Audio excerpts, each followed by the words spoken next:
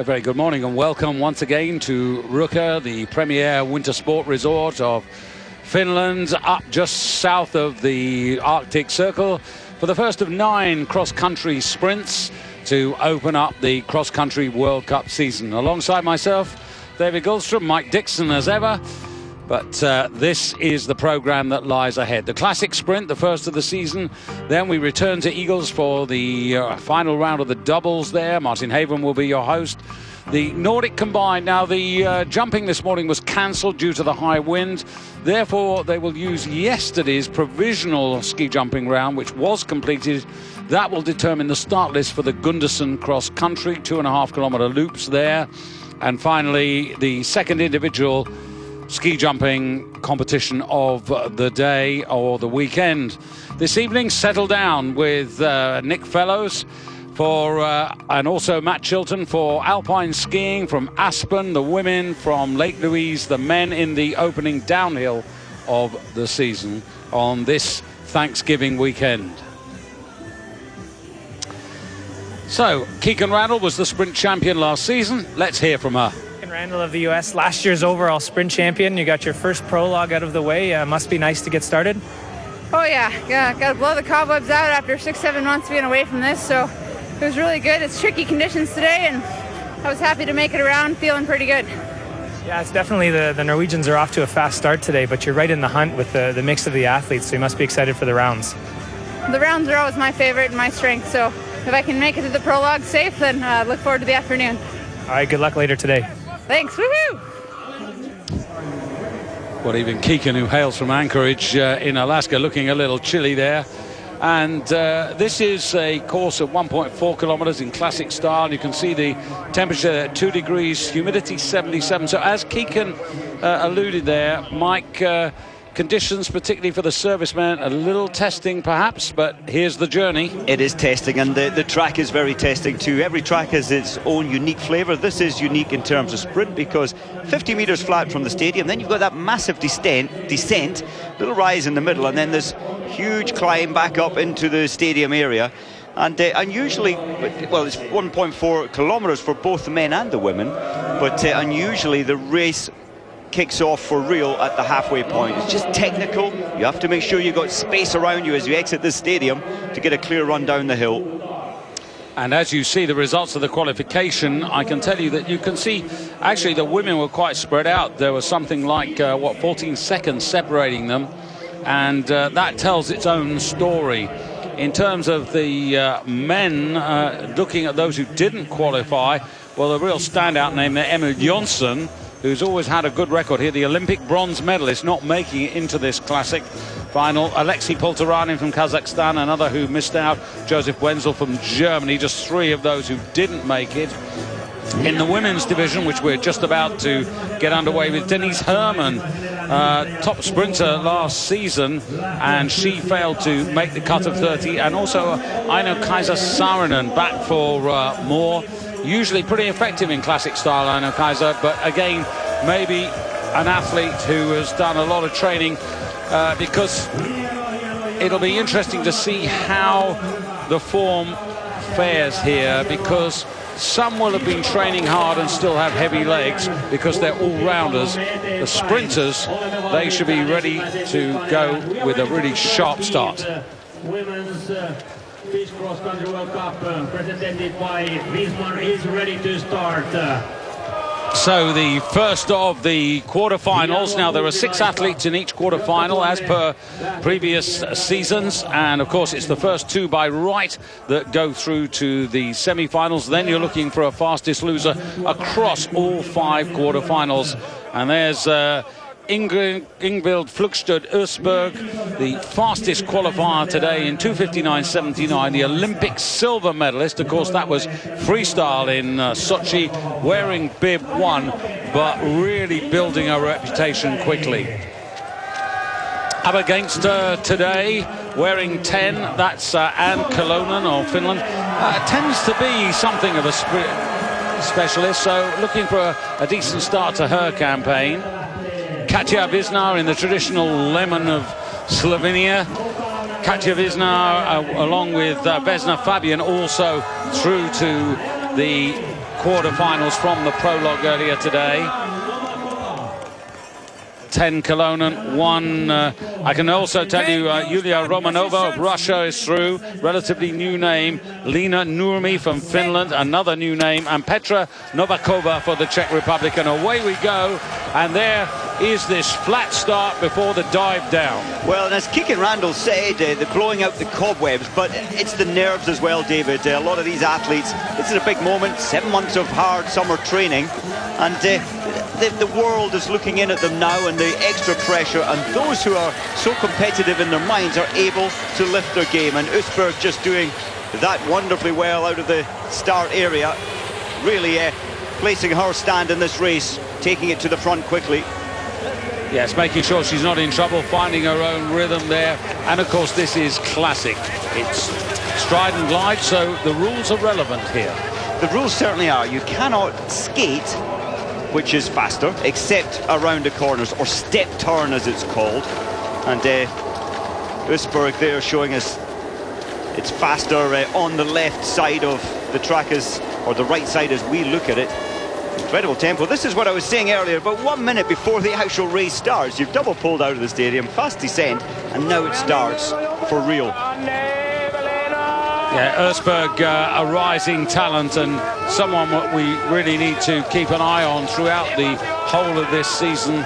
Of course, Marit Bjørgen still to come, but Østberg leading the Slovenian Katja Visnar. Those two have actually given a clean pair of heels to the rest.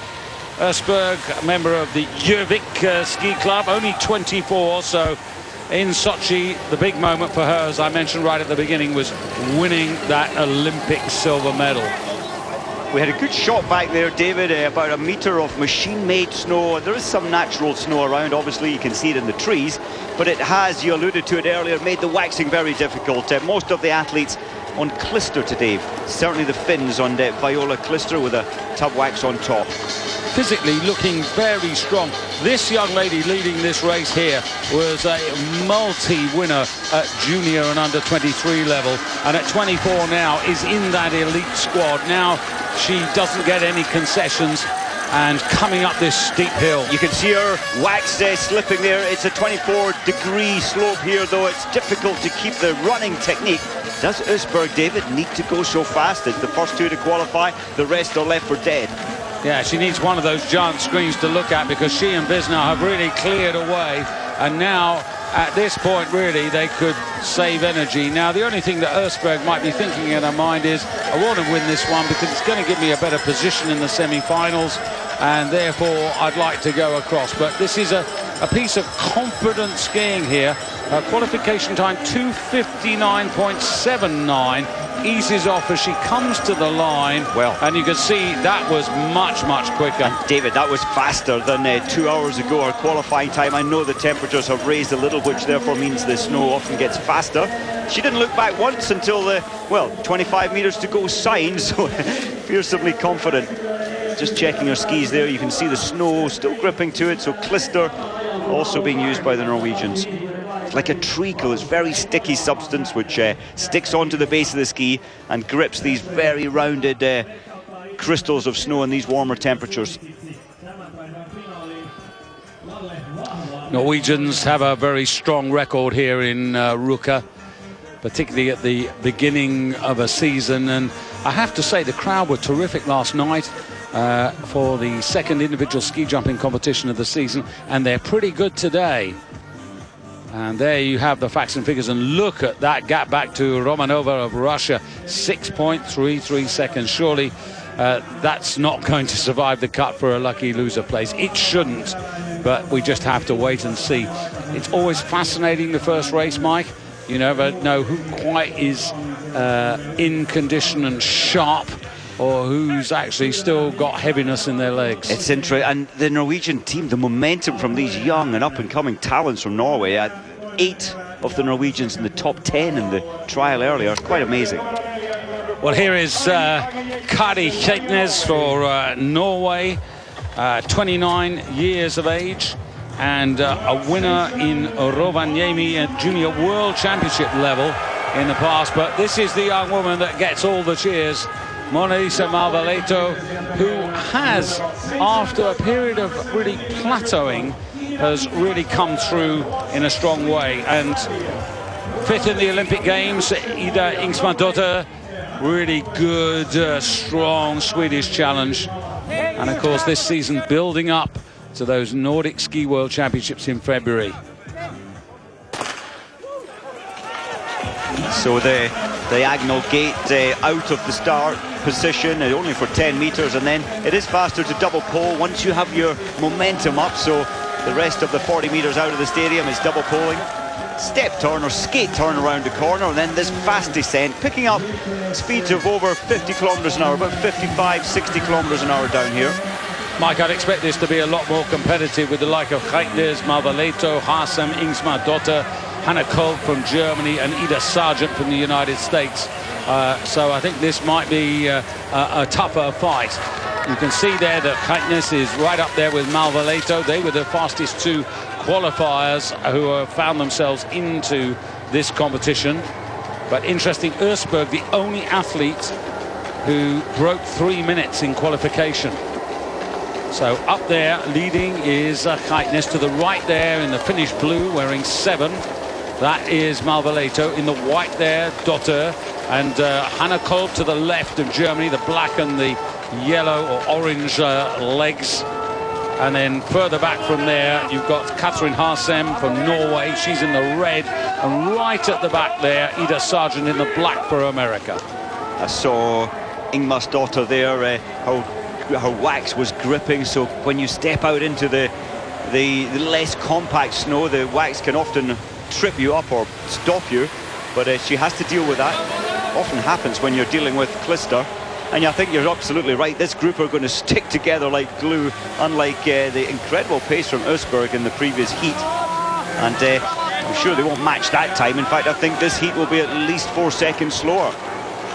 Yeah, Ingsmadotter actually should have won a hell of a lot more races than she actually has. You've got to go back to 2012 in Milan to find her last victory. And at the moment, you can see there that she's sitting in about 5th place. But it's the rhythm up front there of the leader which really impresses me at the moment.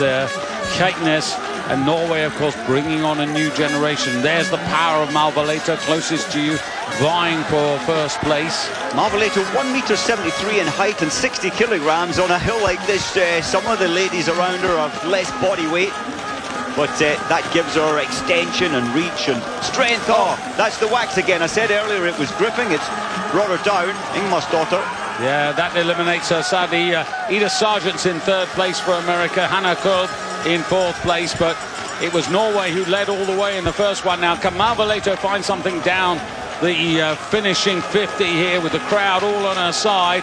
They're really almost boot to boot, toe to toe, and Malvaleto's getting there by centimeters, and she's just going to get this one. Ida Sargent close up, and the lunge goes to Finland. Geithnes in 2nd place, but look at that, 3:01.05 compared with the first heat time of 2:58. Well, yeah, quite a difference. Just over 3 seconds.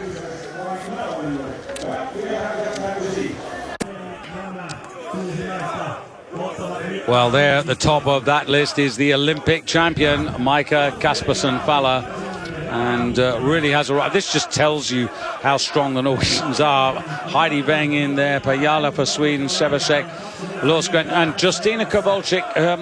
Interesting to see, Mike, not the quickest by any means in getting through, but this is racing time, and Kowalczyk becomes a different person when it's a real race as opposed to a time trial. So true, and as she often says, she comes into the World Cup season with huge mileage, huge distance training in her legs, and often not in peak form now, but as you say, get a World Cup bib on your chest and things change. She's got that incredible mindset, just as Faller has. So competitive, plays top class football as well, Faller. Yeah, it's important to remember about Kowalczyk, though. She was only 12th in the overall World Cup last year. By her high standards, last season wasn't the greatest, although Olympic medals make up for an awful lot when you get those. And here we go. And is Fala going to hold them off? She's a great tactical racer. Kowalczyk on our inside, the right side. I was going to say never the fastest off the grid. Oh, well, there it is. Never the fastest off the grid. But she started well. She's like one of these great ocean liners. Takes a little bit of time to pick up the pace, but once she's there, she can hold it and match and so often beat the best. This is a tricky downhill, and Kowalczyk at the back there, by her own admission, her downhilling skills could be better. She's just, I think the fact she started so late, David, at 15-year-old with her cross-country skiing, you don't learn all these natural movements as the Norwegian starting at 1-year-old and 2-year-old, basically before they can walk. You learn the movement through your body. Because Fala won the Olympic title, that was a freestyle race, but she also won the great race at Drammen, which for me is still the best sprint on the circuit. And so if you've got that under your belt, that's a big roll of honour to be on there. But again, going over, as you can see, to your right as you look at her there, and that seems to be where the Norwegians think the quicker snow is. And 6 going with her there, Heidi Weng. So they're a bit of a Norwegian wall there, which stops the others coming round them. But look who is pushing through, David, from last place now into third, I think, on the left side. Kowalczyk coming through. She just needs a little bit of time to get up to technique and pace, but the Norwegians creating a little block at the front there.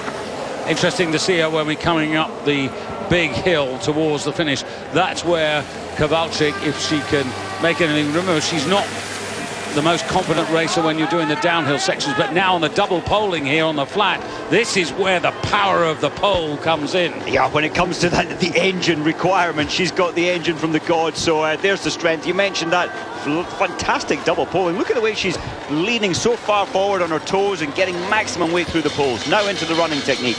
Yeah, so what she decided was that's where to make her move. Makes up the ground on the flat base of the hill, and now on the charge there. She's got Fala for company, and just dropping back there, Heidi Weng, who will be at this moment looking for the lucky loser place. And Fala struggling a little bit with her skis. She had to go herringbone for a moment. She did, and that's it. You can see Kowalczyk confidently just able to run up on those skis. Doesn't allow the same glide pace. We saw that on Kowalczyk's skis. But this is where Fala's got the inside line. It's the better line, the tighter track. Looks as if there's an accident there that's happened to the Swedish racer Pajala, but no matter. You can see here's the out-and-out sprinter against the endurance racer. And I think as the month of December comes in, as we build towards the Tour de Ski, you're going to see much more of Kowalczyk. But you would expect the Olympic champion to win, and she has, but 3:00.3, still slower than Østberg. Østberg made it look so easy, and she backed off coming into the line as well, did Østberg. And Weng 3:03. Now that is slower than Ida Sargent from the previous quarter-finals, so that'll be disappointing there for Heidi Weng. And the front two really took off from the rest. Now this is Pajala. We didn't actually see the incident. Well, do you know, it's the same, David, as happened to Ingmarsdottir, her own. You can see the balling of snow under her skis, so the clister is so grippy that all these crystals stick to it, and you can't glide. She tripped over her own skis. Same as Ingmarsdottir, so the Swedes have definitely not put enough top coating of. You can see all the grippiness of the snow on the base of the ski, and they're realizing, oh dear, we've goofed a little. Yeah, they're going to have to. I don't know whether they can do anything about Hannah Falk's skis, because she goes in the next quarter-final. There you have the qualification, and Heidi Weng in that, well, at the moment in a possible position. But, you know, we've got the likes of Bjørgen and Matt Weber and Vesna Fabian to come. There are an awful lot of people who can get in. Sadie Bjørnsen of the United States. I doubt that Heidi Weng is going to survive the cut as one of those lucky losers. Doesn't seem that way. 3 Norwegians in this heat. Celine Brunli, the number 2 beside her name, is because she was second fastest to her teammate Østberg. In fact, the qualification result sees Norway 1, 2, 3, 4, 5, 6. And Teresa Johaug, again, we know her more as a endurance racer than a sprinter. And the champion, Keegan Randall. And now she had 3 victories last season, contributing to her World Cup title defense. However, they were all freestyle, and she was only 18th in the Olympics. It was a huge disappointment for Randall. Kvale just underlining that the Norwegian factory of sprinters has been hard at work during the summer. How do you? There's so many good and up and coming, even young Norwegians to fill any gap that's left in their team. Good start by everyone. Interesting to keep an eye on Celine Brunelli, because like Østberg, she is an improving sprinter. She's a little bit older than Østberg, a couple of years older, but look there again, the Norwegians trying to get that early position for the descent so that they get a clear, clean run with their skis and they're not interfered with. And interestingly, at the back there, it's well, there's 2 Americans. I think that was Sadie Bjornsson in last position. There's Keegan Randall up in 3rd. You do want to try and place yourself towards the front of the pack coming down here. So really 40 seconds and then the work starts again. You've got about 8 seconds of work out of the stadium, all that downhill, but the legs are quite tense when you're coming down such a fast descent on these skinny little skis, and you're only fixed in from the toe of your ski boot. There's no real alpine grip, is there, at the back of the ski? No, the good thing though is the fact that the downhill section where you really make speed comes early, so you've got plenty of energy and you're not struggling. And there on the right of your picture is Celine Brunelli, a native of Trondheim, and in the Olympic Games finished 6th again, so creditable performance there. Just behind her is Therese Johaug, and can she do a little Kowalczyk and use her double poling strength as they come towards the base of the big hill, and then that power to weight ratio to put herself up into perhaps 2nd place. Possibly, but as you said at the start of this heat, that Therese, her only weakness is her sprinting. And you know, David, to finish 9th in the qualifying, that's a big improvement. She has spent the summer looking at her only weakness, which is sprinting. There you go. And she's improved. There you go, Teresa. Now she's in the 2nd pack on the near side, closest to you. And at the moment, of course, Celine Brunelli making the best of her way home. And in 2nd place there, that is Hannah Falk. So her skis seem to be running okay. Brunelli, these are quite long, classic ski poles she has. You can see she's just pressing her upper body down through the poles. Keegan Randall there, meeting the sandwich, trying to come through for 2nd place there. Therese Johaug now struggling, herringbone, and clearly her skis aren't working. But Hannah Falk there for Sweden doing really well. She's a powerfully built racer, made for sprinting, and she's got 2nd place at the moment. Now you can see there inside 3:02 is where you need to be if you want to get a lucky loser place. But Keegan Randall now really concerned, because at the moment this freestyle specialist is struggling in the classic, and that's the way it was really last season. Celine Brunelli has paced this extremely well, just easing off a little as she comes to the line. Over 3 minutes, over 3:01, 3:02. David, that's slow again. Well, Brunelli made it look so easy, and just raised her hand up. She looked barely out of breath. The most economical of the winners so far. Definitely. So the last of our quarterfinals, and Magic Marit hasn't had her own way in all the national tests, but you could just never rule her out. The Norwegians have got such an amazing record here, particularly in the men's and the women's division.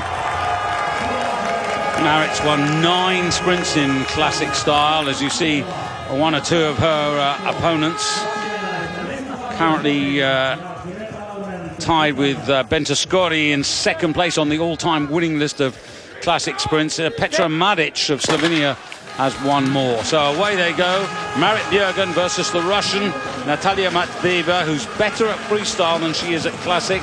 Anastasia Dotsenko, also for Russia. Vesna Fabian, the Olympic bronze medalist in the lemon suit there of Slovenia.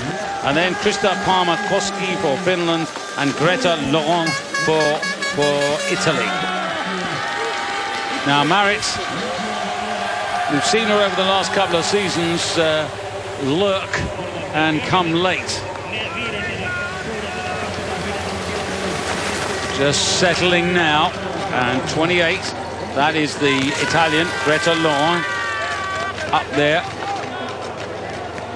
But now moving through, you can see Marit Bjørgen now beginning to position herself for the rest of this 1400-meter examination. 23, that's Krista Parmakoski.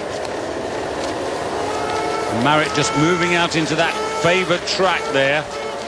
Parmakoski recently finishing third in one of the warm-up races in northern Finland in the 5-kilometer classic race. So certainly it is her strength, the classic. But as you said, Bjørgen just nudging through now, just pacing it sensibly. I thought Matveeva, number 8, oh well, she's third now. She recently took first place in an Eastern European Cup held in Russia, first place in the sprint.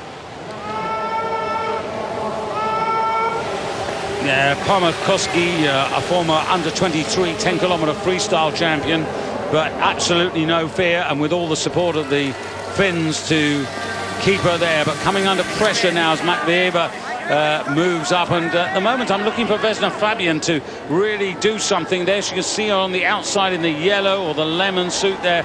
Marit Bjørgen, although moving away from the rest of them.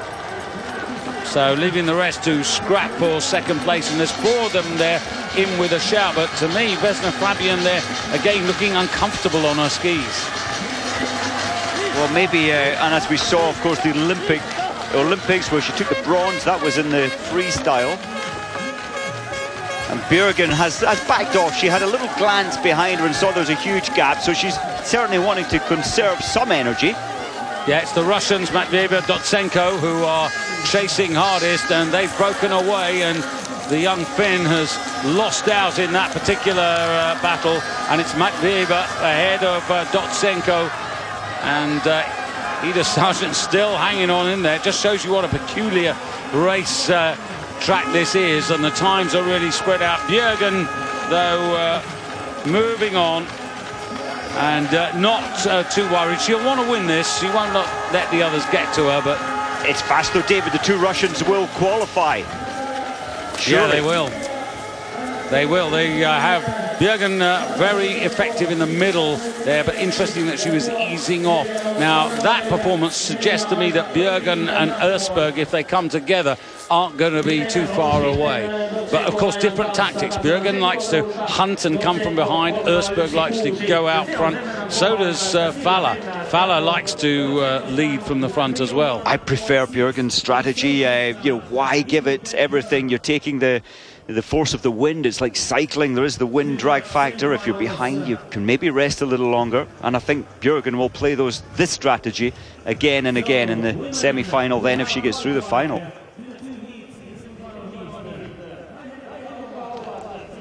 Well, there it is, Bjørgen through, and the Norwegians are very strong here. Østberg's through, and Keitnes is through, and Falla is through, and Brunli is through, and Bjørgen's there. So, yeah, the Norwegians really a strong charge and a strong challenge on Finnish snow here.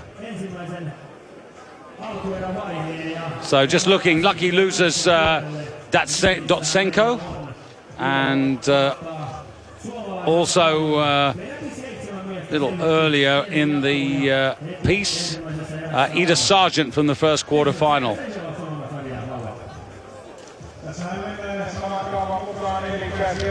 So we move straight on to the men's quarter-finals. Sergei Ustugov, 4th in the Olympic Games, this really talented Russian. And I think that we're going to see a lot of Ustugov. Brzezinski, a former Olympic silver medalist, and Pajinski again underlining that the Russians have got a lot of strength in depth in sprinting. Involved in this, Peter Kumel from Estonia. The Russians have also got Morilov in here and Patukov. They've been really unlucky with the draw. 4 Russians in here. So I don't know whether there's any sort of team tactics. If they are, it will be, for goodness sake, go fast so we can get the 2 lucky losers as well as first and second. And David, I think as sure as it's daylight here just now, the Russian coaches will have told those 4 Russian boys, you've got to hit this hard to get all of you through. Only 5 qualified into the top 30, and there's 4 of them in this heat. It's just unfortunate the numbers in which, the position in which they finished in the qualifying, and that's why they've just been drawn for this heat itself. Pajinski was the fastest in qualification, 2:38.35. Just a reminder that Emil Jonsson of Sweden did not make it into the final here. He's arguably a better freestyler than he is classic, but still disappointing that he doesn't make it through. He's a man who is successful sparingly, but it is Pajinski who's marching on. They're wearing 10. That's Peter Kumel from Estonia, trying to break up the Russian sandwich. And once again, you can see Pajinski going for that favoured, as you see it, right, but to him it's the left-hand track. 11 on the near side. That's Ustigov, who some would say is the pretender, but I think if he's a pretender, he's a jolly good challenger. He is junior world champion last year, Ustigov. I think the Russians threw him at so many races, and I think it was a fall that really took him out of the medal contention in that final at Sochi at the Olympic Games. In his mind, he was going for a medal, but if someone falls ahead of you, you can do nothing about it. Yeah, he was 6th best sprinter of the whole season, behind the likes of Krukov, and Krukov was the best Russian, and Ustigov was the 2nd best Russian in terms of sprinting. So coming now, base of the hill, on the climb here, Peter Kumel clinging on to 2nd place, but this is all about the clock here more than anything else, and 11 charging away now. And this is some performance here from Ustigov, determined to actually make his presence felt. 1 up there, that's Pajinski. A lot of tension in Ustigov's face. He started so smooth, using his glide or his momentum to glide up the hill, then he turned into running. Surely he can't keep this kind of momentum going. Pajinski and Ustigov. But of course they've spread the field asunder. Now remember that time, 2:38.35. Well, they've destroyed their own teammates, and you can see there it's in 2nd place actually, Patukov, who's come through, and 3rd has gone to Morilov, and actually at the end of it all, Pajinski is the one who's faded and struggled. 2:32. Well, that was a very quick time, Mike. 2:32, 6 seconds, virtually 6 seconds faster than qualifying time. Well, it is, and I think that the temperature's fluctuated a little, it's risen a little bit, and with everybody having skied in the tracks, they become even more glazed, like an ice run, really. Well, Ustigov really setting his stall out, really. It was an aggressive attack, and often when you put too much out in these continuing 1.4 kilometre laps, it destroys you later in the race. I wonder how he'll cope in the final. Wonder how Timo Andre Bakan's going to do. 2:39.44 in qualifying. He's the fastest of this fivesome and sixsome, I should say.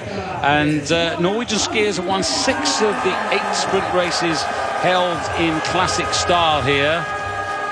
Pensina for Finland, knowing that he's got plenty of support. Petter Northug now. Petter Northug, never out of the newspapers, is he? Now, a really bad boy in the spring. You can't say anything else. I mean, took a car, driving with his friend, took a crash, left his friend, who was not in great condition, abandoned the car, ran away, went home to his bed. They knocked him up, the police. Not me, sir, once. Not me, sir, twice. Not me, sir, thrice. And I'm not sure whether he's racing with a tag on his leg. We ought to have a look at that, because, what was it, 50 days of imprisonment that he was initially put down for? He was, and a huge fine as well financially. And when the police did ask him, were you driving that car? He said, well, they should have waited actually till I sobered up. So a bit silly, bit daft. And I hope and I believe it might make him a stronger and a better person, because a lot of negative publicity and sponsors withdrawing. But he's still one heck of a racer. But what condition is he in? That's the interesting thing. And Northug wears 14. 4 is Bakken of Norway. But the Norwegians have not got it all their own way in this particular start here. And it's Pensinen of Finland who leads down the hill. Bakken came 5th recently in the Norwegian trial to qualify to come here. And that was over in Beitostølen in the sprint, so he's on form. And if you can come 5th against Hadestad and the best in the world in sprinting, you still have potential to win here. It's an element of luck and track craft and strategy. You need to keep some energy for the final. You have to get through. How do you do that? It's difficult, and they know best. Inspired is Pensinen. Antti Pensinen, he is an outstanding sprinter. Can he raise his game? It's been since 2001, David, since a Finnish cross-country skier has won on home snow in a World Cup. In the male category, of course, Saarinen has won here, and others have too in the female category. Yeah, that is a frightening statistic, because 2001 was an inglorious year for the Finns. And they are preparing even now for the 2017 Nordic Ski World Championships, which they'll be hosting. What was it? 5 of them disqualified in the men's side, and some of the women. Terrible. It was men who, particularly you, me, and plenty of others, held as heroes. Now, back to this race now, and let's look at what's happening here, because Pensinen's still holding on to the lead, and the American, Simeon Hamilton, in just about a share of 3rd place. Can Petter Northug pick it up? He needs to pick it up. Looked a little laboured. The technique isn't there. Have a look at this, Mike, as he's coming up the hill there. That is not classic Northug.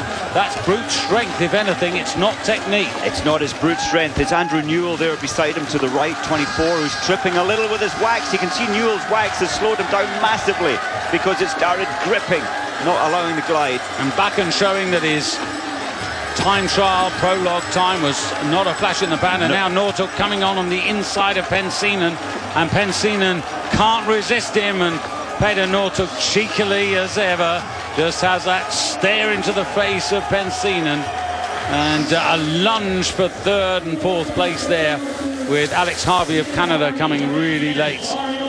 But 2:36, that is 2:36.6. That's almost 4 seconds slower than the first heat. But Bakken and Northug get through.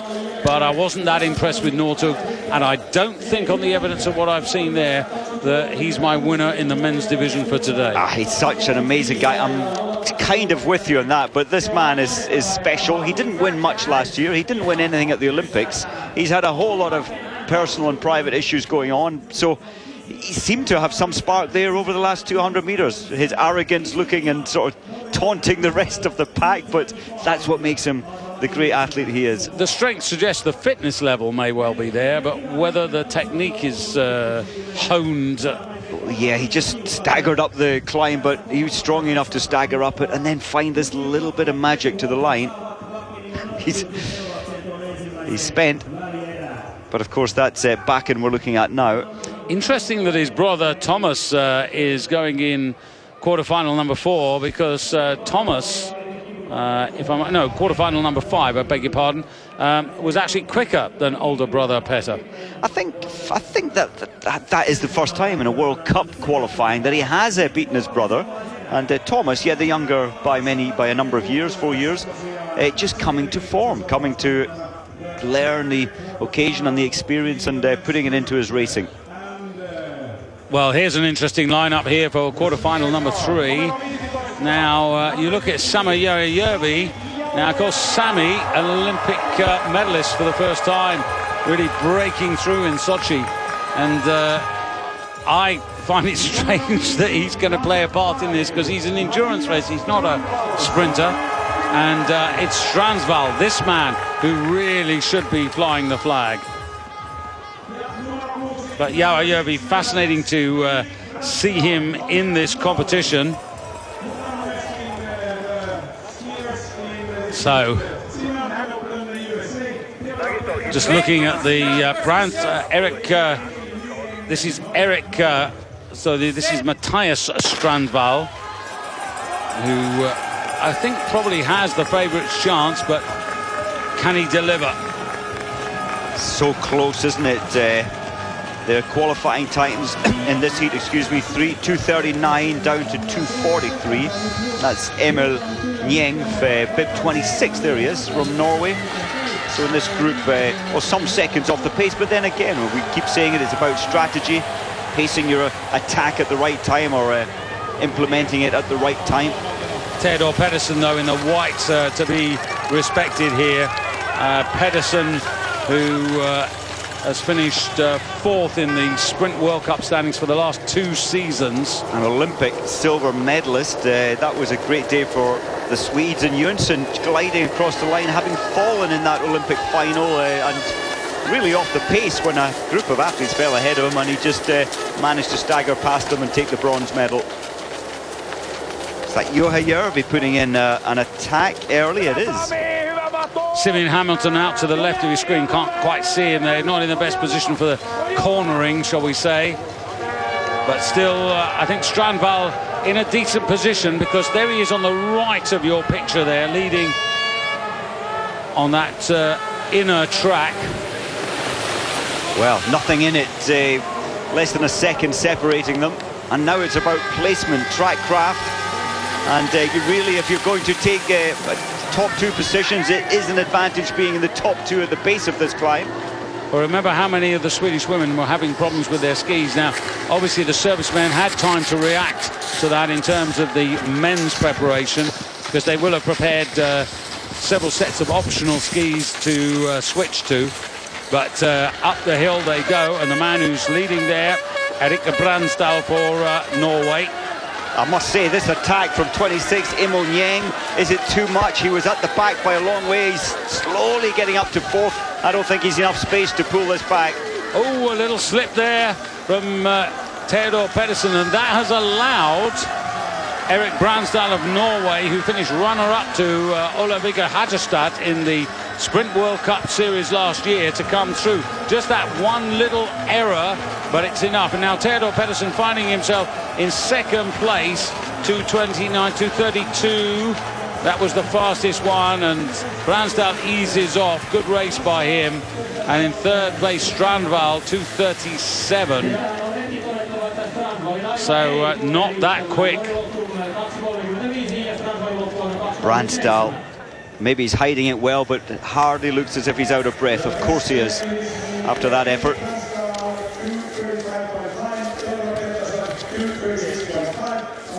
.235 Bransdal's winning time, easing off.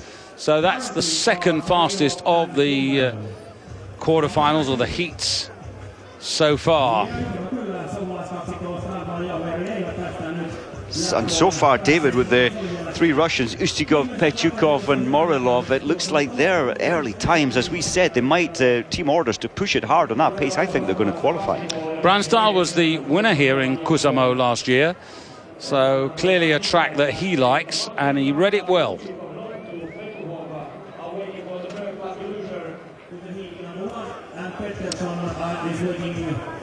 Well, let's hear from the Olympic champion before quarterfinal number 4. All right, Ola Vigga Hagestad of Norway, last year's overall sprint champion, off to a nice start so far today in the prologue. Yeah, it was okay. It was really tricky conditions. I had the problems in the last uphill. Lost probably a couple of seconds there. So my prologue is okay, but nothing more. I hope to be better in the heat. Nice to put the red bib back on. Would it be a goal to keep it for the whole season? Yeah, for sure. My biggest goal is maybe in Falun, but my second goal is to keep the red bib for sure. Good luck with the red bib and later today. Thanks. Yeah, Olympic champion, World Cup sprint champion, and winner of the Drammen sprint last year. All big achievements for the big man, and he is tall. and he's track-wise. But this is no pushover, only 2:41.75. That time tells you that he had problems in the prologue, Mike, and he's up against, he's up against two Norwegians, Fosli and Krog, and also the Finns Ylä and Mikkonen, as well as the Swede Kali Halvarsen. Another heat with two Finns in there.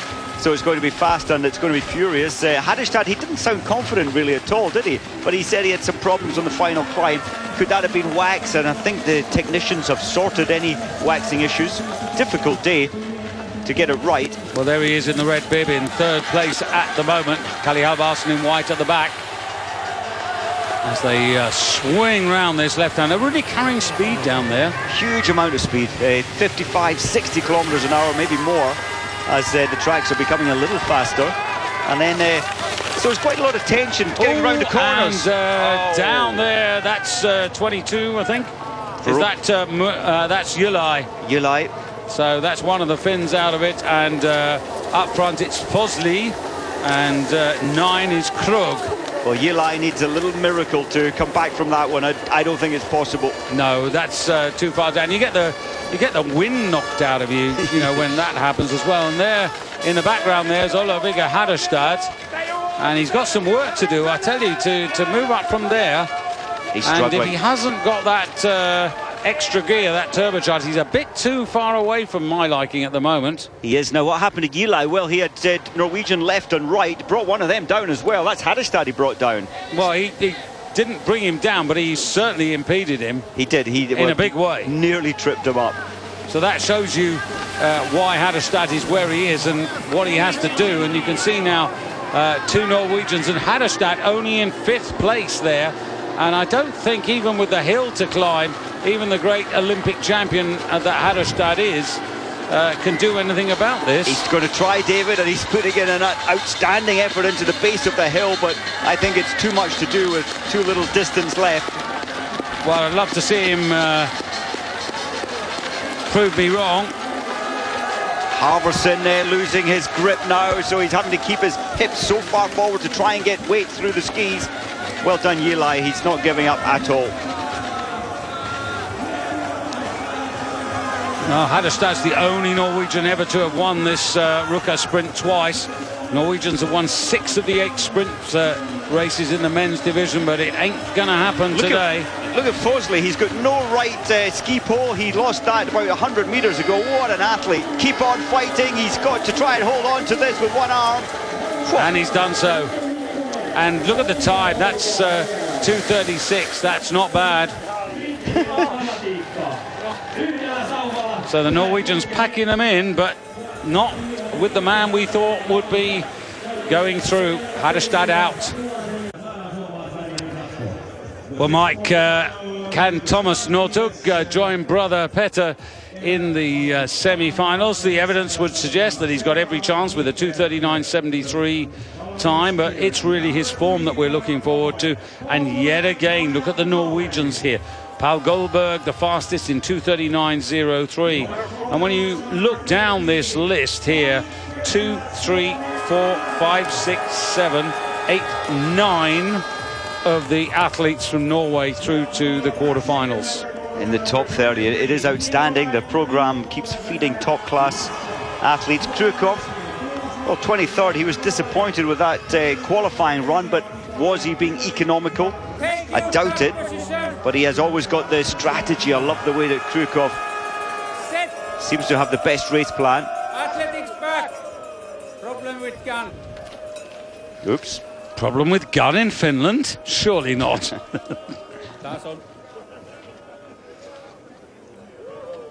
And just thinking back to that previous heat, Fosli, Sondre Turval Fosli losing his ski pole, his right-hand ski pole. I think it snapped at the top end. No one interfered with him, and just with 200 meters to go, but did well to stay in the top 2. Hopefully the gun problem solved.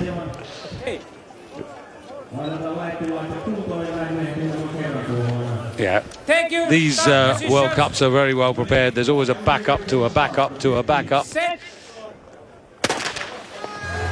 And away we go. So Paul Goldberg wears 3, Thomas Northug wears 8, Finland, Toni Ketelä in blue wears 13, and Federico Pellegrino for Italy wears 18, and he can be very effective in sprints there, lying in about 4th place at the moment. Nikita Krukov wears 23 for Russia, and Hakola for Finland is the other host nation representative. Pellegrino, you mentioned him, he's another one of these athletes, a bit like Emil Jönsson from Sweden, who's got an incredible tempo, a rate of moving his limbs as fast as he can. It'll be interesting to see that on the final climb to the stadium. Yeah, very disappointed with the suits from the Italians this year. I mean, they've gone from their Italian Azzurri blue to red. I mean, you know, that's very surprising. We've got enough red suits, really, haven't we? We have. I was admiring the Norwegian, less red with more blue this year. I do like that one. They never change it by much, but you're right, the Italians normally a beautiful suit. Mind you, they retain the bobble on the hat, which is unique to the Italian team. Straight from the 70s and earlier. So 3, leading the way here is Paul Goldberg. And this is a really good piece of running by him. Norway 1 and 2.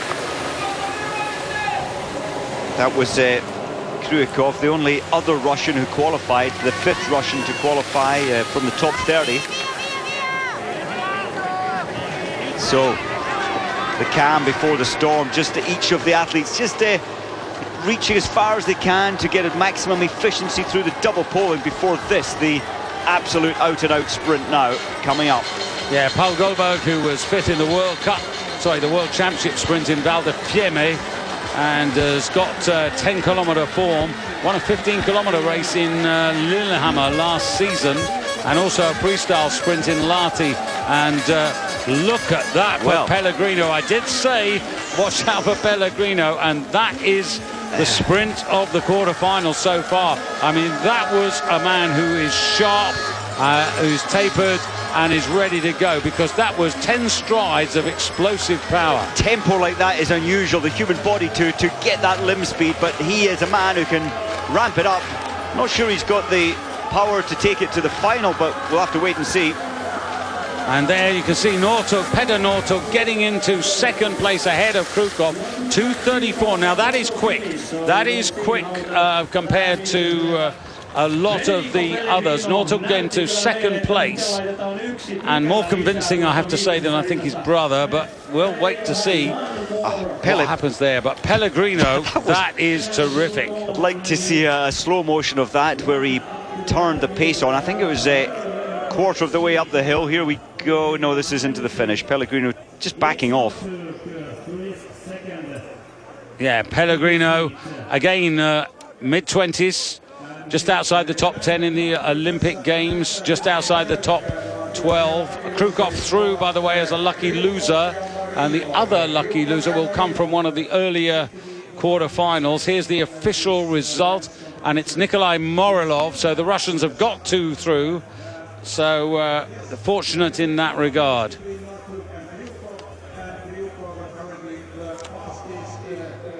So Pellegrino, the 7th best sprinter of last season in the World Cup Series.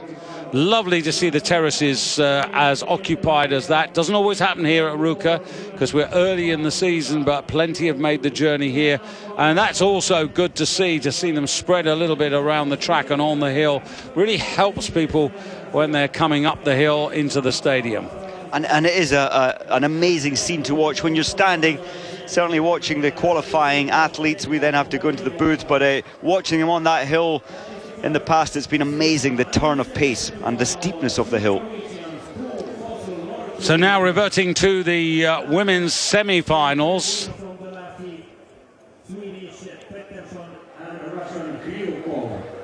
So this is number 4 in there. That is just getting our bits of paperwork there. Kari Kjenknes. I agree with you about the Norwegian suits. Actually, they're very smart and very clean and clear in their colouring. I like it a lot, and a little bit of pink down towards the Østberg as well, and Faller. Remember, it's only the first 2 by right. Boy, this is a hot heat for the Norwegians. Like the Norwegian National Championships. Oh, we've got Mona Lisa in here as well. Malvaleto, but with those Norwegians in, it's going to be tough to decide who gets through. Katja Wisnar, Slovenia, and bringing up the rear, Ida Sargent, who was a lucky loser getting into this semi-final. They all seem to be like Keegan Randall. They all bounce around and smiley, but it's the Norwegians on the far side who've got the pole positions. Well, it's been well proved in sport that a positive mindset goes an awful long way, David, and that is where the Americans are, with Rick Keegan's a great example of positivity. And Sargent going right to the back, but crossing right the way through the lanes to get the inside.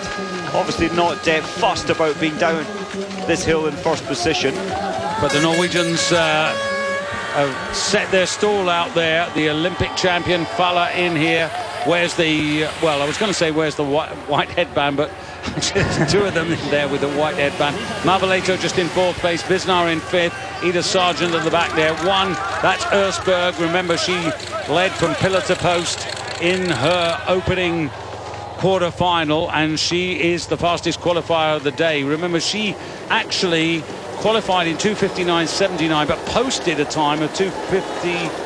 I think it was 2:58. I can't quite remember now, but it was actually faster than that. Yes, the Olympic silver medalist. It was 2:58 in the first heat, but Østberg, she's backed off now. Previous time around here, she kept this pace going all the way to the line. Well, some people say that this is a really easy discipline for the racers because they're sprinting 1,400 meters. But what you have to remember is that they're doing the time trial, they're doing the quarterfinals, the semi-finals, and the finals. And there's enormous pressure in a sprint that you don't get in an endurance race, because in an endurance race you have the opportunity to get into your rhythm. Here you've got to be sharp, and as soon as that gun goes, you've really got to move. You haven't, and look at the time scales as well, David. It was earlier this morning at 9 o'clock when they had to go around this track to qualify. So you've got to keep yourself up mentally over such a long period. It's now 2 o'clock local time. It's a long day, and you need to keep yourself moving as well prior to each heat that you're in. So a gathering force now, as Østberg still trying to make all of this, being pursued there by Caithness and Falla. One there with the pink headband, that's Østberg. 5 on the far side there, that's Falla, the Olympic champion, and coming really wide, in trouble with her skis there is Caithness, and she's lost out. Ida Sargent now challenging Katja Wisnar for what might be a lucky loser spot here, but Østberg is remorseless and relentless, and Falla in second place. Now Falla, I think, will be content if she can just hold off Wisnar, but is she aware of Wisnar? Probably not, and I was so amazed that Caithness having to come so far wide. The track is 12 meters wide in sprint racing, but she wasn't getting any grip, had to go so far left to get more grip. And look at the Slovenian's got the faster finish, and Falla, the Olympic champion, is in trouble here because Wisnar's got that little bit of extra pace, and that for a semi-final time, 2:58 again there for 2:58.6 for Østberg. But is she going to pay for this in the final, I wonder? Oh, well done to Wisnar. That is her strength, her track craft, her awareness of how she can pace herself. It's getting stronger all the time. Mavaleto, bit of a disaster there. You can see the length of the grip wax on the base there from Østberg. So 2:59.69 is the time of Falla, and that's what we've got to watch out for in the next semi-final. But Østberg determined to prove that her performance in the prologue and in the quarterfinals, no fluke at all. It's amazing when you look at the coaches list here for Norway. It's bigger than anybody else. I'm just looking down here. 1, 2, 3, 4, 5, 6. And the sprint coach as well, 7, and another coach, 8. I mean, it's enormous, their team. Doesn't mean they win everything, but here we go again, and another 2 Norwegians. Celine Brunli, impressive. Marit Bjørgen, the great tactician, and a woman who knows how to win here in Ruka. And Bjørgen and Kowalczyk, arch rivals for many years, both in this semi-final. Celine Brunley. Just, you know, that exhale of breath, it just gives you... They're trying to stay cool. Matvieva of Russia, good effort to come into the semis. She's improved her classic skiing, no end. Kowalczyk, well, is she going to do what she did in the quarterfinals, which is to track and then use her poling power, her Polish poling power? And there's plenty of power there. Falk looking happy, relaxed, and a wonderful talent from Sweden. And Anastasia Dotsenko, a lucky loser, getting into the final. No emotion. Looking a little chilly, I have to say. Well, it's 2 o'clock now, and it's beginning to lose the daylight. Take your start position. Depressing when you're training up here for 3-4 weeks at this time of year. Set. I think Kowalczyk will do the same as last time. She'll be last position down the hill. She's trying not to be. Well, of course, she's not a great downhiller, and if she happened to get to the front, she would annoy everybody. Well, that's it. And I think she wants her own safety, because she doesn't like people in her airspace or in her visual space, and she just likes to keep out of trouble at the back. Problem there is, if someone did go down ahead of you, often at these speeds you can't do anything about it, as we saw at the Olympic Games in the men's final. Yeah, looking uncomfortable at the back there, but she's got the worst bit for her over now. It's now a question of having contained and limited the damage. Now can she move forward with that?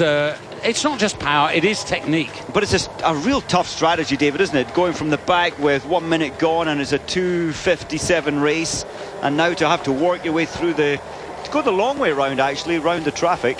It's hard work. So Marit Bjørgen there in the centre with the white headband, 2.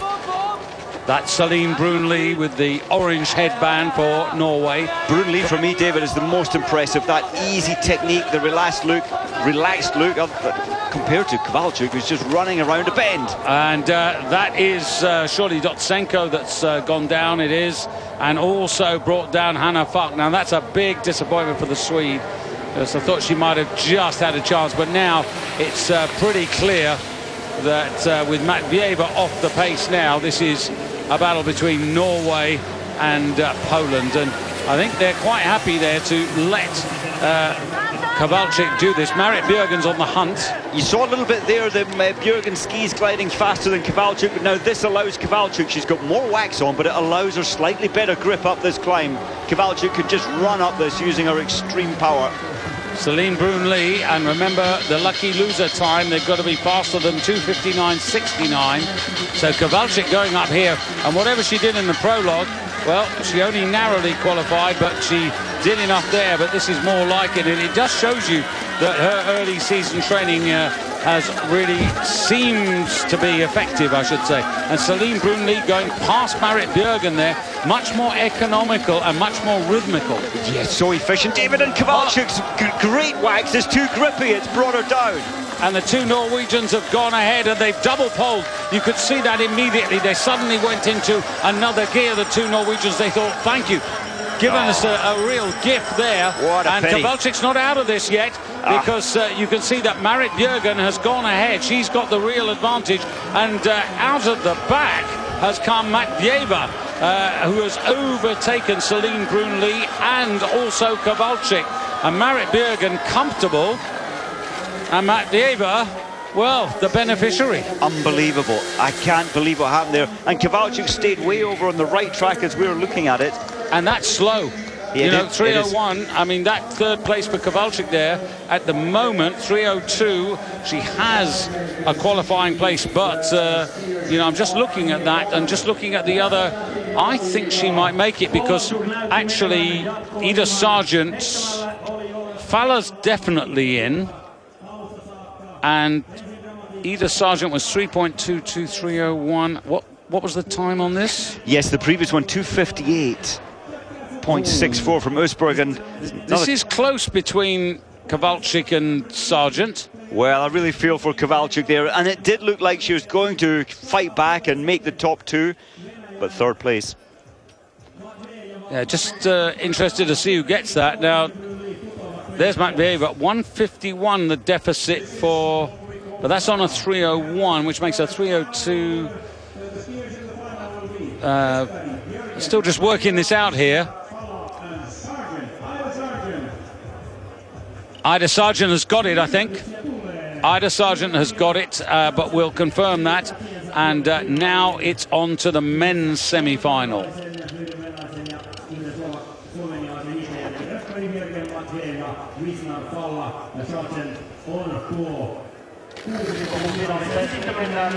So Eric Bransdal now.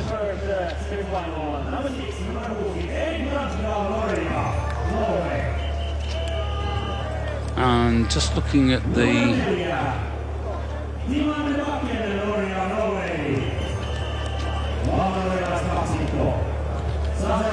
Apologies for that, just trying to work out there the lucky losers. Petter Northug in here as well.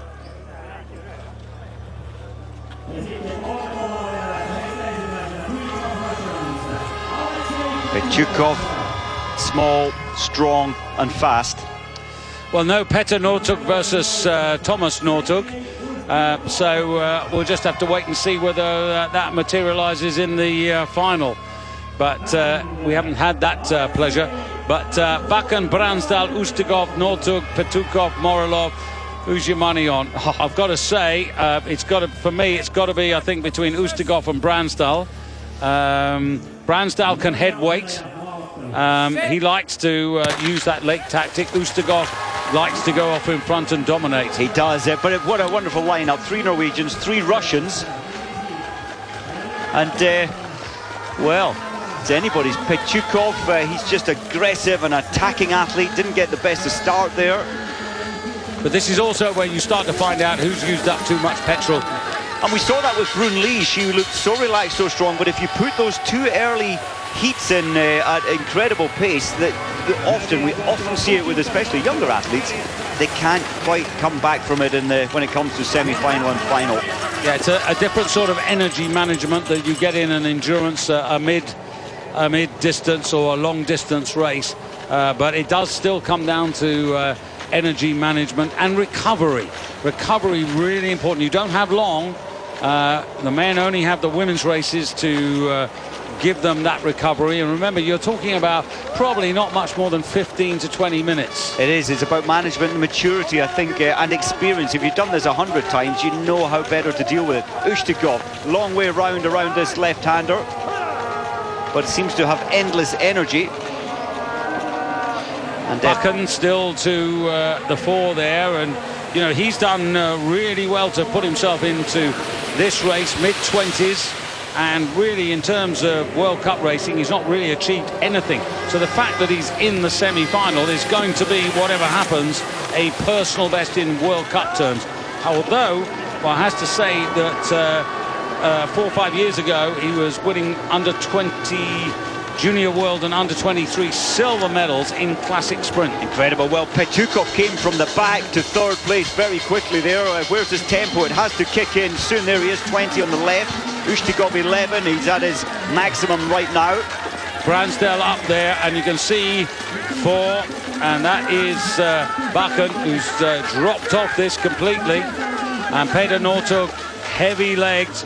And this time the power isn't going to work. That's what I was, as soon as I saw him the first time in the quarter-final, I thought, no, he's got away with this one, but he won't get away with it again. His race strategy, but watch, he'll take the inside line here, and he still has a chance, Petter Northug, to come through with his incredible double poling power that he's had since he came on the World Cup scene.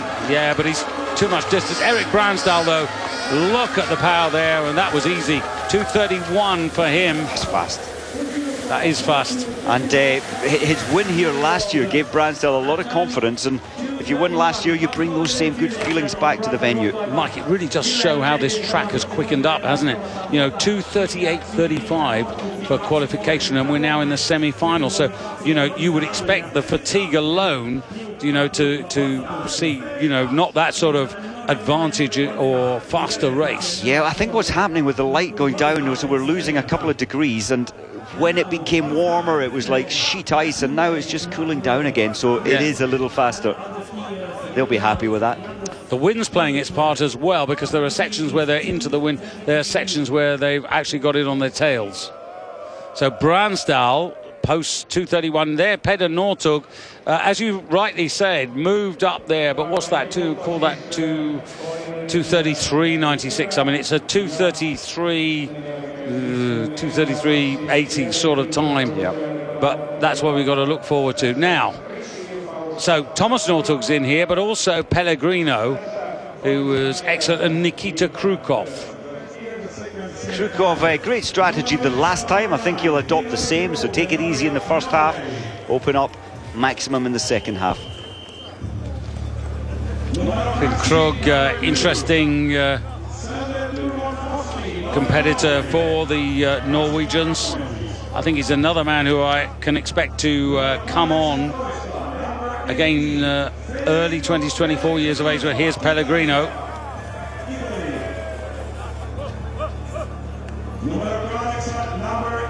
Just got a feeling as we look at Thomas Northug that Fosley, just got a feeling it could be, he has to get through this heat, but certainly for me looking good for an overall victory.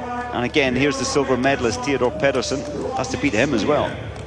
Yes, and I think that could be a tall task. Thomas Northug, 24 years of age, the younger brother, of course, and a junior world freestyle sprint champion in his time. That was in 2010 in Hinterzarten, so an achiever, but still, you know, strengthening. Thank you. Start position. Krukov, Olympic champion from 2010 in this, the sprint classic. Theodor Pedersen, the best start of the lot in white. Really flew out of the gate there. And of course, staying in the tracks before he can cut across now. Well, that's sorry, David, that's interesting. Nobody really wants to lead this. Look, this is the slowest start we've seen. They can't afford to be tactical if so we want lucky losers from this heat. Yeah, don't quite understand Pedersen, because he put a lot of energy in and then didn't actually get the position. Backed off, nobody wanted to lead down the hill.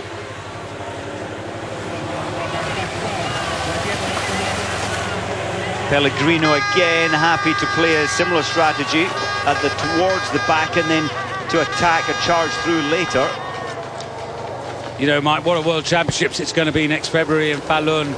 You know, the Norwegian, well, the choir, the army that will be coming across to invade Swedish snow, and the Swedes trying to repel them. And they've got the talent, the Swedes, to do that. And maybe that's going to be their strategy in the early part of the season, not to perhaps show all their colours too early. I think you're right, and when you look at this might of the Norwegian team, we saw the great World Cups the Norwegians threw at every World Cup, then at the major championships, the Olympics.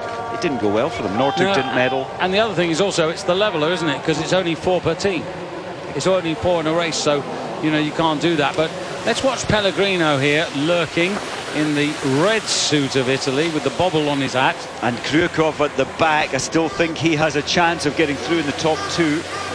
Like the way that Pellegrino's staying. Pellegrino's just staying a little bit closer there because he wants to be able to use. Now remember, it was the last 60 metres of the hill that he really turned the turbo on. Now where's Fosley? I really believe in Fosley. There he is at the front, far right. He's got the right line, he's got the right track. He just needs the right push up this hill. Pellegrino's following him, and in foreground also in contention there, they've got Thomas Northug. Here comes Pellegrino moving up inside Thomas Northug. Theodor Pedersen still can't do anything. Northug with a gutsy counter-attack there to Pellegrino, and Pellegrino's got into second place. Northug making a little technical mistake there, but look at this as they come round. Pellegrino trying to cut on the inside to use his sprint, and here he goes.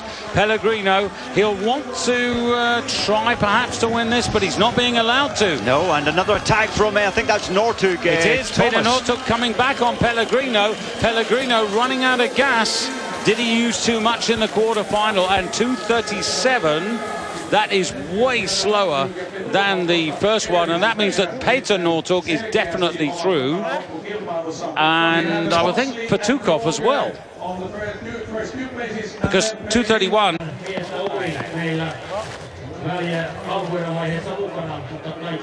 Well, now it's down to the finals, and There's going to be a lot of Norwegian contention in both the men's and the women's races. Marit Bjørgen getting ready. Katja Visnar. Interesting that she's the better of the two Slovenians. And here you can see the progression that's in there. 4 Norwegians. Matveeva, who I'm impressed with, better classic skiing, best that I've seen. And Ida Sargent, the lucky loser that got through there, as we suspected. But the Norwegians, mighty strong. I'm just there is the lineup for you. No Kowalczyk, didn't make it. Marit Bjørgen, Justina Kowalczyk, they won 14 of the last 16 sprints held in classic style. Well, Johan Meto, the legend of cross-country skiing from well, mid-70s through to mid-80s. I've raced against this guy. He's 6'8", and I'm barely over 5'6". He's a giant of a man, but Olympic gold medalist as well, and such a nice guy. All about the engine. Yeah. Well, he was an incredible athlete. So, Marit Bjørgen, is it going to be another magic season for her leading up to the World Championships? Østberg, well, she led all the way in the prologue. She won it in the quarterfinals, led from gun to tape, and pretty well also in the semi-finals. Matveeva, what can she do? I think this will obviously be tougher, but how much energy has she got left? Visnar, who produced a really good turn of speed in the last 50-60 meters of the race in the semi-final to take her place here. And Faller, the Olympic champion. Well, psychologists look at body language. For me, it's Østberg or Faller, but then, you know, we've got the great Bjørgen in here as well. Yeah, Ida Sargent, you know, I mean, she's here, you know, for, you know, a really good performance for her to get into the final. No Keegan Randall, but Ida Sargent's there flying that flag, and can't be worse than 6. And as they get away, just worth reflecting that if she gets better than 6, she will actually have a personal best, Ida Sargent. Well, but she's at the back, which is where she's been in every phase of this competition so far. Conservation of energy in her mind. There's no point from far right on the grid to try and be out of here first.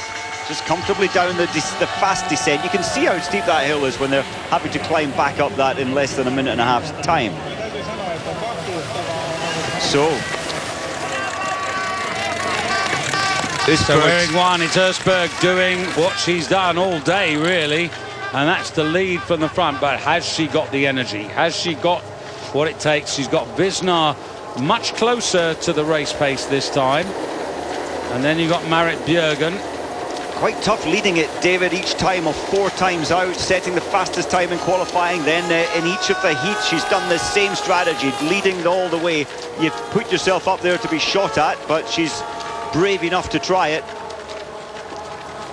After Visnar, following Visnar is Faller. She's wearing number 5, the Olympic champion for Norway. And then following her, Ida Sargent, who's moved up 1 pace and demoted Matveeva to last place. And they're getting a little spread out down here. It's a fearsome pace. Østberg is so focused on winning this. Bjørgen skis all day have been great. She just has such a great service team. I mean, what is that worth, Mike? Just to glide like that, the energy you save is enormous. And look at the momentum it gives you into the base of a climb, and it's the momentum, the easier workload as you go up these climbs. But Visnar is close enough to be dangerous. Remember that last 60 meters of hers in the semi-finals. So now the double poling comes in. Østberg, for the first time, relinquishes the lead in a race here. Visnar is stalking. But I think Bjørgen is gasping like a fish out of water, but so is Østberg. Here comes Faller. Have they gone too fast? And Faller just struggling there in herringbone. She's obviously got the pace, she's got the gears, and now suddenly Østberg finds a bit more. She's dug deep, and as Bjørgen was gasping, Østberg came up with an answer. Look at this, it's so tight, less than half a second in the first 4. Østberg, game over, her wax is gripping. But look at Visnar, she's close enough if good enough. Now, Visnar coming round, she's being a bit careful. I thought she should perhaps have attacked there. She wanted the inside track there. That's where she came last time. Marit Bjørgen, is she going to win another Ruka sprint? Visnar coming at her. Here comes Bjørgen again. A ski length between the two. Marit Bjørgen finds a little bit more and draws away from Visnar and the rest. Within third place on the podium, the Olympic champion, and Østberg, who's done nothing wrong all day, misses out on the podium, having done so much of the work. So much, and well, the young pretenders, they're still trying, but when it comes to taking this pain 4 times round, Marit Bjørgen knows exactly how to pace it. But I do feel for Østberg, her wax gave in. It was gripping. She had no glide on that home 200. Personal best for Ida Sargent in 5th place. Brilliant. And Visnar, 2nd place. Wonderful performance there from Slovenia. Yeah. Yeah, well, she's actually raced extremely well, Visnar. Visnar, what was she, 8th in the Olympic sprint, 8th or 9th? Just actually trying to catch up with her at the moment, Visnar. Yes, Olympics sprint final, 9th position. 2nd in the qualifying at the Olympics, so dropping down in her strategies, but she's got her game in order this season, Visnar. So Petra Magic's legacy of top-class sprinting. Well, she obviously loves Finnish snow, because she was 2nd in Lahti in the freestyle sprint towards the end of last season. So that's what a confidence boost to get a race in early in the season like that. Yeah, wonderful, wonderful. And I know you're talking about the fact that the light's fading and it gets dark, and it does have an effect on people. But actually, when you come up here, you actually really just focus on the competition ahead. You do your planning, you do your preparation. You don't really worry about it, and then you're back into the hotel. Of course, and when you look at the terrain around here, all it is cross-country skiing with night lights, because you need that for your putting in your distance sessions into the evenings. And rightly, the women here having a stadium lap of honour to enjoy themselves. That's nothing surprising for Marit Bjørgen, but she's pretty delighted to get win number 1 in the first World Cup race of the new season. Well done her.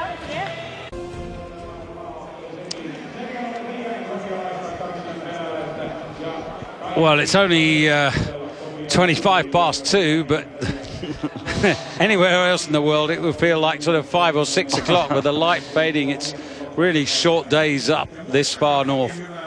Marit Bjørgen of Here's Norway. The star.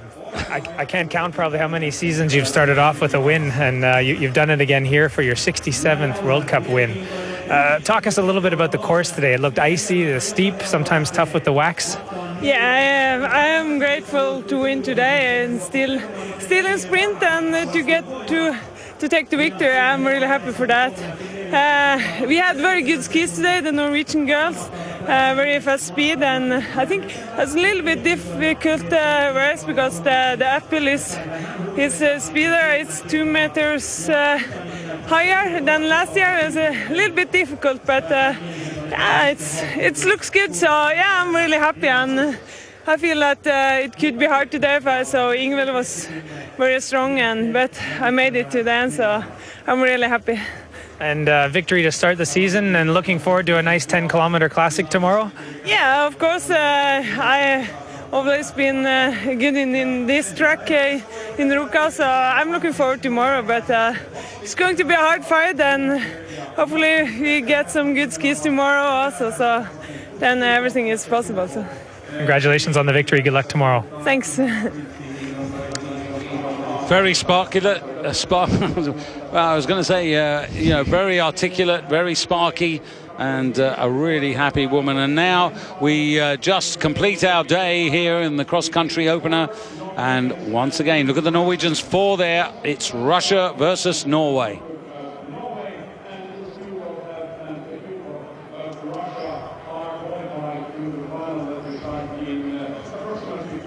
Well, Mike, the Norwegians have got such an amazing record here. You know, it's hard to think that the Russians are going to be able to deny them when, you know, they've got twice as many in the final.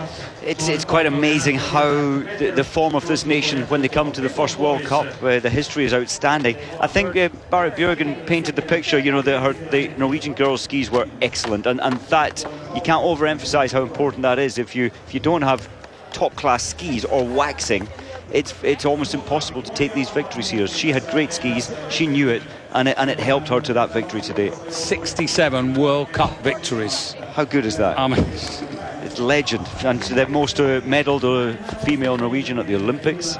Yeah, I just, you know, it is just quite amazing what an athlete Berit Bjørgen is. But let's put that to one side and now focus on this men's final. Erik Bransdal, who is a great tactician. Ustegov, we know, likes to go out there. Northug, well, he brutalized his way into the final by virtue of a lucky loser's place, because the second semi-final was so outrageously slow. But I still don't see him on the podium here. But, you know, maybe I'm an idiot to oppose Petter Northug.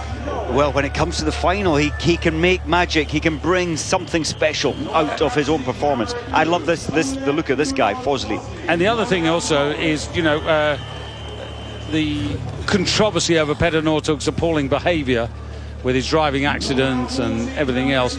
Maybe that's lightened something inside him now, that he feels that he's actually got to prove, having been a really bad boy, that he's got to come back and be a really good boy on the snow at his day job. I mean, he's got a lot of pressure in his life, and he did with a disappointing season last year, and people do daft things occasionally, and it happens. It happens. It's behind him now, and I think he will be a stronger person for it. The two Russians. He's like the Russian bear, isn't he? Look at the size of him. That is a powerhouse man. He can fight. He is like a fighting bear as well. In stature, he's quite a bit shorter than the rest on the lineup. But look at all those Norwegians over there. They've all got the pole positions over the Russians for the right-hander and the opening descent. They have. Bransdal's got to be fauvorite, but I think this could be the first victory in Fosley's career at World Cup. Is something wrong with the gun again? Positions. Set.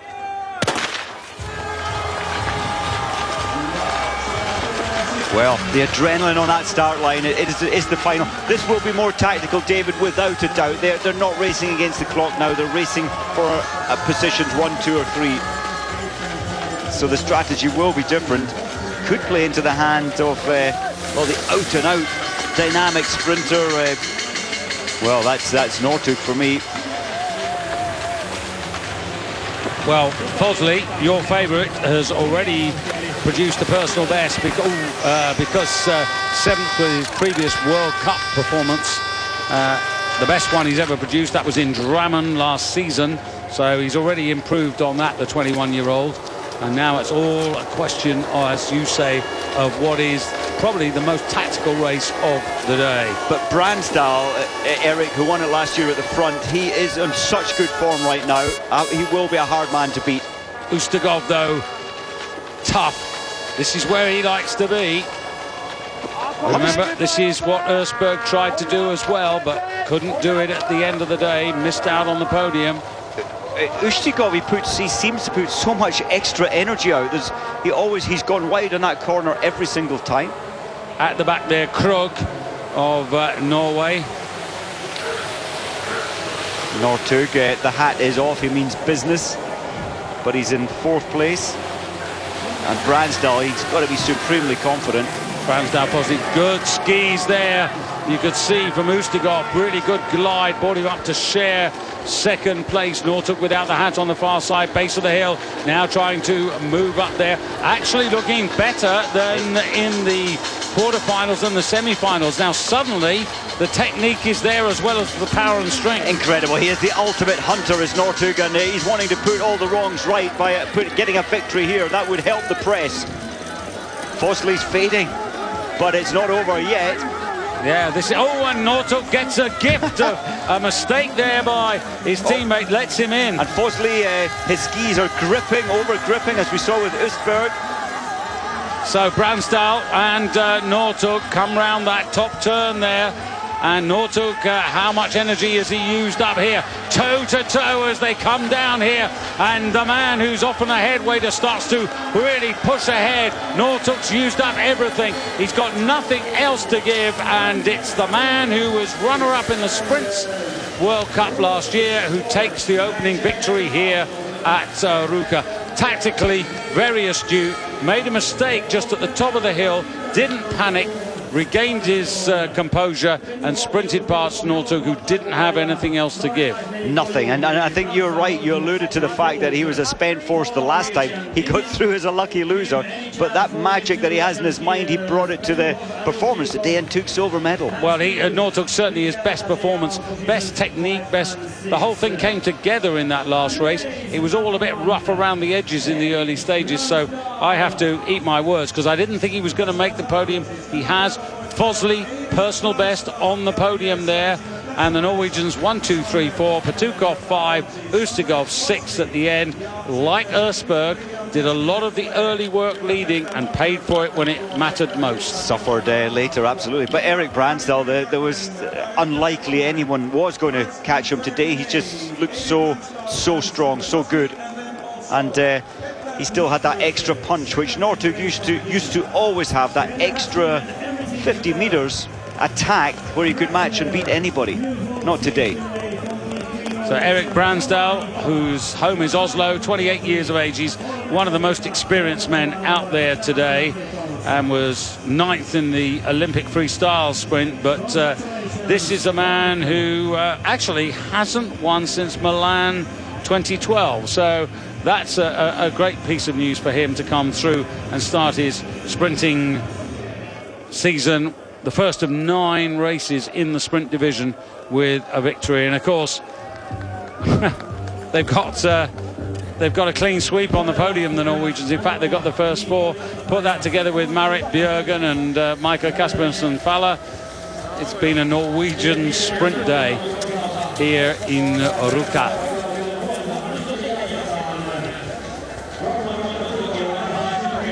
Well, it'll be nice to get a word with Bransdal and hear what he made of today's track. Interesting about the course there that Marit Bjørgen was alluding to, that the top of the hill was actually, so that must have been crafted with some work that actually you can't really tell from when it's covered with snow.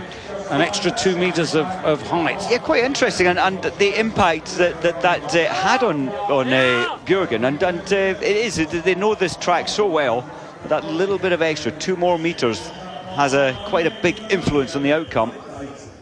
The hill was big enough, I thought, and steep enough. So Bransdal, well, did I say that he? Well, of course, it's sort of. I said that he hadn't won since Milan. Of course, he did win here last year, but it was part of that that part of the tour thing. So when you only get 50% of the points, so actually he's defended his sprint title here in Ruka.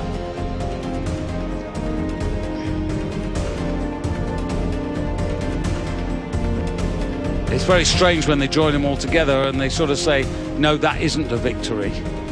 It's strange for me. I would like to see that change in the tours. If you win a World Cup race, I think every race is a race, and therefore you should be accredited the win in its own right if you win it. Well, and Bransdal again, it all seems so effortless for him compared to the body language of Northug, who was a total spent force across the line. Bransdal is just so fired up for this victory. Well, I hope you've enjoyed that. Great start to the cross-country season. More to come of that tomorrow.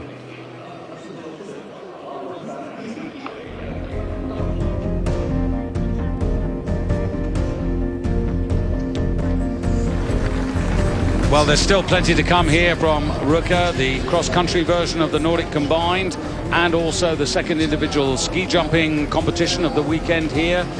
To see whether Simon Armand can do the double, but more immediately Martin Haven is waiting for your company over in Eagles for the luge, and we'll be back later in the afternoon with more action from Finland. For now, from Mike Dixon and myself, David Goldstrom, thanks for watching, and we'll see you soon. Bye for now from Ruka.